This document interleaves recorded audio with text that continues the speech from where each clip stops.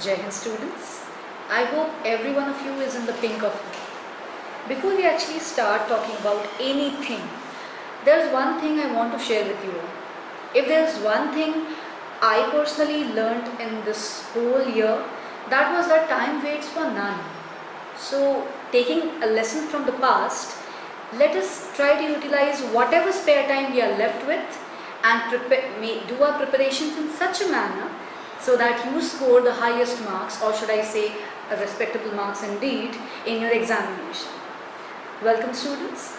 Today I am going to give you certain tips which will help you out in solving the paper of English Language and Literature code number 184.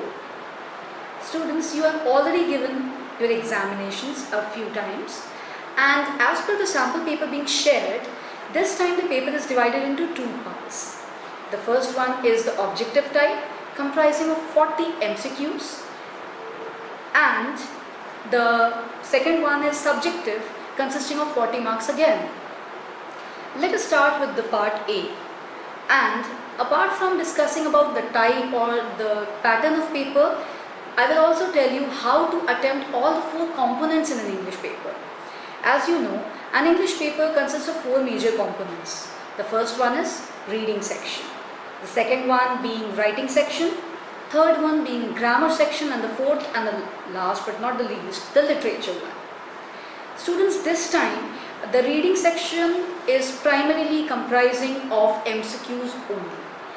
CBSE, as per its sample paper, had clearly shared that you will be getting two passages each, where you will have to attempt any 10 out of 12 questions in order to answer your questions. Now students, in order to do so, I will advise you to go through the daily newspapers every day, since you are actually left with a little bit of spare time at present. This will help you in two ways. The first thing is, you will be aware of the day-to-day happenings, and the second one, you will be able to assess the situations which are being presented. Reason being, one type of passage, as it is being noticed, consists of certain data which need to be analyzed in order to answer the questions, and it will also help you in attempting one more important part, or should I say an integral part of your writing section. Once you actually receive the paper, students, it is advisable that you utilize the complete 15 minutes of reading time in order to go through the passage very carefully. I would advise you to go through the passage very properly, then go through the questions and then try to find out the answers.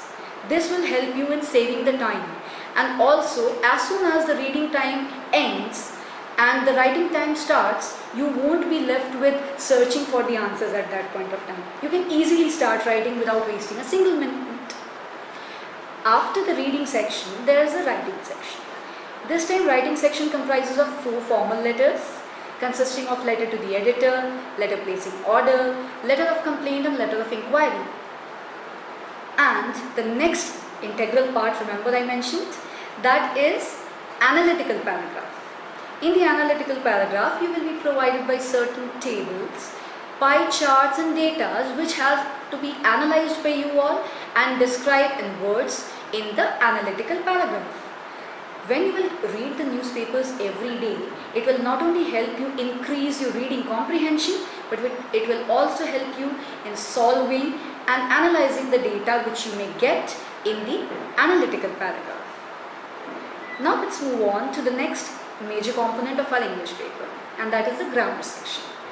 In order to practice for the grammar section, I would advise you all to go through the past year sample papers. That will help you out. This time the grammar section will comprise of 10 MCQ questions. So it will be of 10 marks and all the questions will be MCQs. So the more you practice, the more the chances are that you will be answering the questions properly. When we move to the major component, and actually the most very important one as well, the literature one, understand one thing students. This time the whole of literature part is of 40 marks.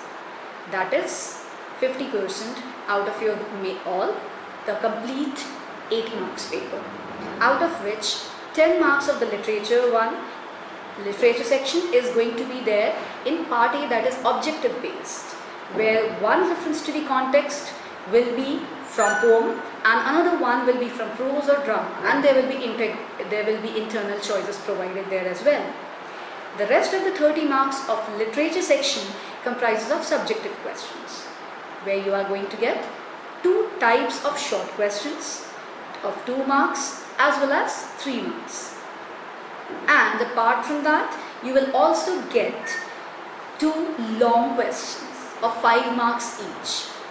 Understand one thing, students, that the weightage, or should I say the importance or the weightage, is more given towards first flight.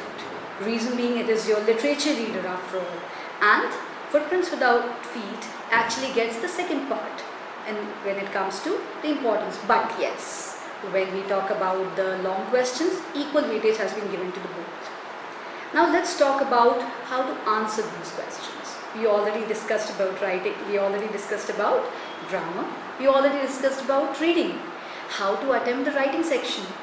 Well, students, understand one thing, whether it is literature or whether it is writing section, apart from allotting marks for content and format, there are certain marks specifically allotted for expressions.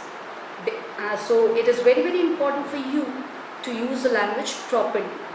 Sometimes in formal writing we have noticed that you use the informal language or the informal tone of answering. Please refrain from doing so, and make very sure and be very, very sure to write your answers grammatically correct, because if you do not do so, you will lose the marks. The same happens with the literature one as well. Even if you answer a question properly, completely, if you actually keep on making grammatical mistakes, you may lose your marks. In the 2 mark questions, try to be to the point, but please do not answer your questions in one word. When we talk about the 3 mark questions, the word limit is nearly 50 to 60 words, which will comprise of at least 6 to 7 lines. So answer accordingly. There's one thing we have noticed as teachers, and that is that whenever a long question is being asked from you people, you all actually do one thing, and that is, I would not say all, but some of you have a tendency of writing down the summary of the chapter, which is absolutely not needed. Let's take for an example, if a character sketch of a particular character is being asked from a chapter, you are supposed to not only describe the physical attributes, but the behavioral pattern and what is the role of that particular character in a story. There is no need to write down the whole summary of the chapter, because if you do so, you will only get an average marks and not the full marks. There is no need for writing the summary, and that brings us to the major point. Please do not try to go through the summary of the chapters or the poems. I would advise you to go through each and every line of the chapter as well as poems and understand it very, very carefully. Failure to do so, we all know what happens when we don't do as it is being told, isn't it? And apart from preparing so much, please take very good care of yourself, eat well, take proper rest, and have a wonderful examination ahead. All the best.